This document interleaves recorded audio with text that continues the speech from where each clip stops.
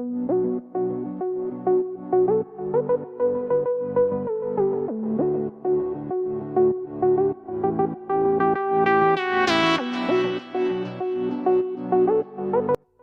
cerdik dan mudah mendapatkan air minum sehat dalam rangka mendukung gerakan 1000 hari pertama kehidupan. Nazafa adalah bagian dari program Baduta yang bertujuan untuk meningkatkan kesehatan balita di Indonesia. Program tersebut adalah kerjasama antara Menteri Kesehatan dan Kedutaan Besar Belanda dalam rangka gerakan 1000 hari pertama kehidupan. Program Baduta dikerjakan oleh LSM Gain dan mitra pelaksana adalah Save the Children, para mitra, dan Nazafa. Dampak penyakit dari kotoran. Jika Anda terkena diare, tubuh Anda tidak bisa menyerap gizi dari usus dengan baik. Diare merupakan salah satu penyakit pembunuh anak terbesar di Indonesia. Sekitar 500 bayi dan balita meninggal dunia setiap minggu karena penyakit diare. Apakah Anda yakin air yang Anda minum bebas dari kuman? Apakah Anda mengolah air minum dengan baik? Bila Anda memasak air, apakah sudah membiarkan air tersebut mendidih selama minimal 3 menit? Apakah Anda sudah menyimpan air minum dengan baik? Apakah keluarga Anda sehat? Jika ada satu cara yang bisa membuat keluarga Anda lebih sehat, sekaligus menghemat biaya dan waktu, apakah Anda tertarik? Cara mencegah kuman masuk ke dalam tubuh. Kuman bisa masuk melalui 4 jalur dari kotoran ke tubuh Anda. Pertama, kuman masuk melalui lalat yang hinggap di kotoran, kemudian hinggap di makanan yang siap kita makan. Anda dapat menghindarinya dengan cara tutup makanan atau minuman supaya tidak dihinggapi lalat. Kedua, kuman masuk melalui tangan kita yang kotor. Cara menghindarinya dengan cara budayakan cuci tangan pakai sabun atau CTPS. Ketiga, kuman juga bisa masuk melalui sayuran atau buah-buahan yang kita makan tanpa dicuci dengan bersih. Cara menghindarinya dengan cara cuci sayuran atau buah yang akan Anda konsumsi dengan air bersih dan kupas dengan benar. Dan yang terakhir, kuman juga bisa masuk melalui air tanah atau sumur yang dekat dengan septic tank, air sungai, dan sumber-sumber lainnya yang tercemar. Anda dapat menghindarinya dengan cara pilihlah sumber air yang terbaik untuk air minum, olah dan simpanlah air minum dengan cara yang baik dan benar.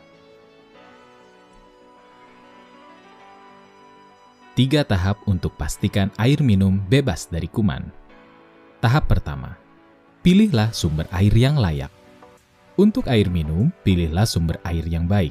Artinya, air tidak berbau, tidak berwarna, dan tidak berasa.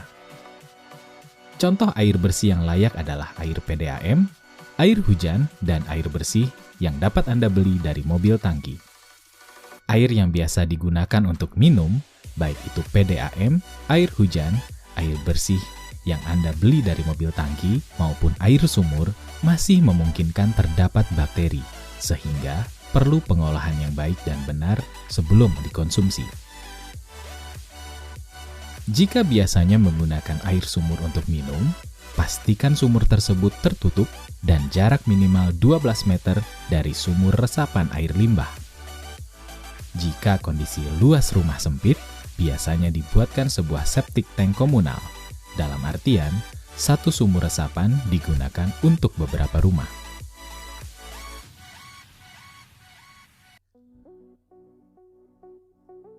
Tahap kedua, pengolahan air yang tepat.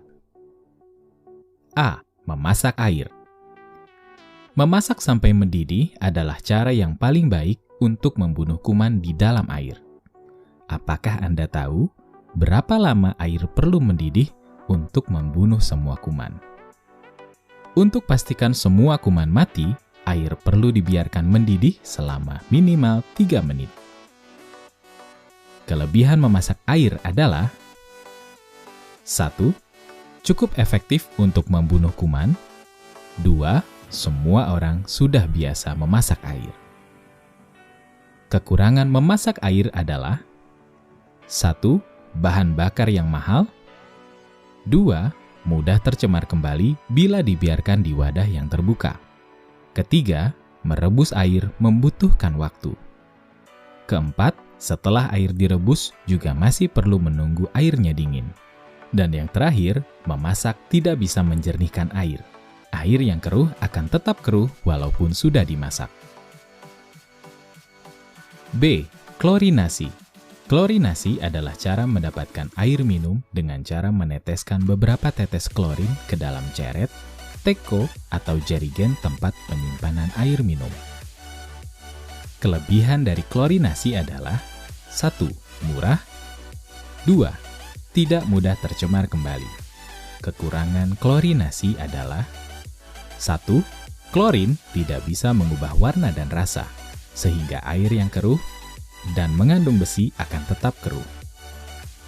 Kedua, kebanyakan orang, khususnya di Indonesia, kurang menyukai rasa klorin. C. Sodis. Sodis adalah cara mendapatkan air minum dengan cara mengisi botol kaca yang bening dengan air mentah yang jernih, dijemur di panas matahari langsung selama kurang lebih 6 jam untuk membunuh bakteri. Kelebihan sodis adalah sangat murah dan aman. Kekurangan dari sodis adalah 1. Air harus jernih, karena bila keruh, air akan tetap keruh. Kedua, sulit untuk mendapatkan terik matahari langsung dalam jangka waktu yang lama, terutama di musim hujan. D. Filter keramik. Filter keramik adalah cara mendapatkan air minum dengan cara menyaring menggunakan filter keramik yang pori-porinya sangat kecil dan dapat menghalangi kotoran dan kuman. Sehingga air yang keluar dari filter keramik sudah bebas dari kuman dan aman untuk diminum. Kelebihan menggunakan filter keramik adalah 1. Mudah dan tidak repot penggunaannya. Jika sumber air Anda keruh, setelah tersaring, air pasti akan langsung jernih. Kedua, harga air minum yang sudah diolah lebih murah jika dibandingkan dengan cara lainnya. Ketiga, air yang sudah diolah tidak perlu lagi dipindahkan untuk disimpan. Keempat, bisa untuk mencuci sayuran dan buah-buahan dengan air yang sudah bersih dan bebas dari kuman. Kekurangan menggunakan filter keramik adalah Anda perlu mengeluarkan uang untuk membeli alatnya di awal, tetapi bisa digunakan untuk jangka waktu yang panjang. 3 tahapan untuk pastikan air minum bebas dari kuman. Tahap ketiga, penyimpanan air yang aman, bagian 1. Air minum yang sudah diolah, bila tidak disimpan dengan baik, maka kuman akan mudah masuk kembali. Bagaimana cara menyimpan air minum yang baik dan benar? 1. Wadah harus tertutup, berleher sempit, bermulut sempit, seperti teko, ceret, botol, atau jerigen, dan lebih baik jika dilengkapi dengan keran. Kedua, air minum sebaiknya disimpan di wadah pengolahan yang tidak perlu dipindahkan lagi ke wadah lain untuk disimpan. Ketiga, letakkan wadah penyimpanan air minum di tempat yang bersih dan sulit terjangkau oleh binatang. Dan yang terakhir, wadah air minum sebaiknya dicuci setiap 3 kali sehari atau saat air habis. Gunakan air yang sudah diolah untuk bilasan terakhir. Penyimpanan air yang aman bagian kedua. 1. Jangan campur air lama dengan air yang baru. Karena jika air yang lama telah sedikit mengandung kuman, maka kuman bisa memperbanyak diri di air yang baru. Kedua, jangan memasukkan apapun ke dalam air minum. Jadi, jangan masukkan gelas apalagi tangan ke dalam air minum. Berikut adalah ringkasan opsi pengolahan air minum di rumah tangga. Semua cara pengolahan air minum yang telah dibahas tadi telah diakui dan dianjurkan oleh Menteri Kesehatan Indonesia dalam Peraturan Sanitasi Total Berbasis Masyarakat atau STBM. Silakan pilih sendiri cara untuk mendapatkan air minum yang paling cocok untuk Anda. A. Memasak air adalah cara yang mudah, tetapi membutuhkan waktu yang lama dan kurang hemat. B. Klorinasi adalah pilihan yang sangat bagus jika Anda tidak keberatan dengan rasanya dan sumber airnya sudah jernih. C. Sodis sangat bagus jika Anda tinggal di daerah yang cerah dan punya banyak waktu untuk menjemur botol setiap hari. D. Filter keramik adalah cara yang mudah untuk mendapatkan air minum tanpa menggunakan obat, bahan bakar, atau listrik. Walaupun Anda harus mengeluarkan uang untuk membeli alatnya, tetapi untuk jangka waktu yang panjang akan lebih hemat dan mudah dibandingkan dengan cara lainnya. Kesimpulan salah satu opsi, filter keramik. 1. Dengan teknologi tepat guna ini, Anda bisa mendapatkan air minum yang 100% layak untuk dikonsumsi dengan cara yang mudah dan hemat. Kedua, dapat dipakai untuk menyaring air yang biasa digunakan warga untuk mendapatkan air minum, seperti air PDAM, air beli dari mobil tangki, air hujan, dan sumber air lainnya. Ketiga, air mentah diproses melalui filter pada wadah bagian atas dan siap dikonsumsi ketika air telah turun ke wadah bagian bawah. Keempat, teknologi tepat guna telah dibuktikan secara aman melalui riset. Sudah puluhan ribu keluarga Indonesia yang setiap hari menikmati kemudahan dari filter tepat guna ini. Teknologi. Bagaimana teknologi ini bisa menghilangkan kuman? 1. Filter terbuat dari keramik yang pori-porinya berukuran 0,4 mikron. Sedangkan bakteri ukurannya lebih besar dari 0,5 mikron. Kedua, di dalam filter keramik terdapat butiran-butiran kecil dari perak yang berfungsi untuk membunuh kuman dengan cara merusak sistem pernafasannya sehingga kuman mati. Ketiga, di dalam filter keramik ini juga terdapat karbon aktif yang fungsinya untuk menghilangkan bau dan memperbaiki rasa. Penghematan biaya. Mari kita bandingkan biaya antara membeli air dengan menggunakan filter keramik untuk mendapatkan air minum. 1. Dengan membeli filter keramik sama dengan membeli 7.000 liter air atau 350 galon air. 2. Berapa biaya yang akan dikeluarkan apabila Anda menghabiskan 2 galon per minggu?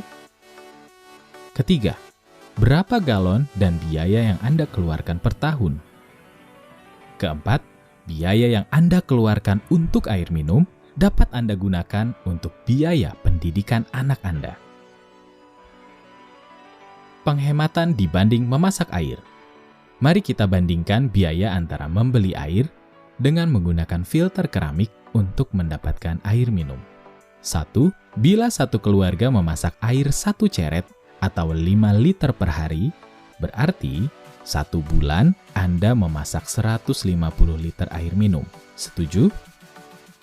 Kedua, bila untuk memasak air saja dalam 1 bulan, Anda membutuhkan 2 tabung gas dengan harga Rp15.000 per tabung, maka biaya untuk memasak air per bulan adalah Rp30.000. Ketiga, jadi biaya memasak air minum per liternya adalah Rp30.000 dibagi 150 liter air sama dengan Rp200 per liter. Keempat, filter keramik dapat menyaring sampai dengan 7.000 liter air. Berarti, untuk memasak 7.000 liter air dengan menggunakan gas, biayanya 7.000 liter air dikali Rp200 per liter adalah Rp1.400.000. Kelima, untuk membeli filter keramik harganya hanya Rp205.000. Itu berarti Anda bisa menghemat sekitar Rp1.200.000. Dan yang terakhir, jika Anda bisa menghemat Rp1.200.000, akan Anda gunakan uangnya untuk membeli apa? Penggunaan filter air. 1. Masukkan air mentah yang biasa Anda gunakan untuk minum, seperti air beli dari mobil tangki, air PDAM, air hujan, atau air mentah lainnya ke dalam wadah penampungan air di bagian atas. Air yang jernih akan mempercepat filter untuk menghasilkan air minum. Jika menggunakan air yang kotor, filter akan lebih lambat untuk menghasilkan air minum dan Anda harus lebih sering untuk membersihkan filter. Kedua, air akan mengalir ke penampungan air minum bagian bawah. Ketiga, untuk penggunaan pertama kali, tunggu hingga penampung air minum terisi penuh, kemudian buang airnya, karena kemungkinan air yang pertama masih ada rasa keramik. Keempat, mengisi kembali penampungan air mentah atau kotor yang ada di bagian atas. Terakhir, air yang mengalir ke penampungan bagian bawah adalah air yang sudah siap untuk dikonsumsi. Sekarang, pilih yang mana? Silakan pilih sendiri cara Anda untuk mendapatkan air minum yang lebih sehat.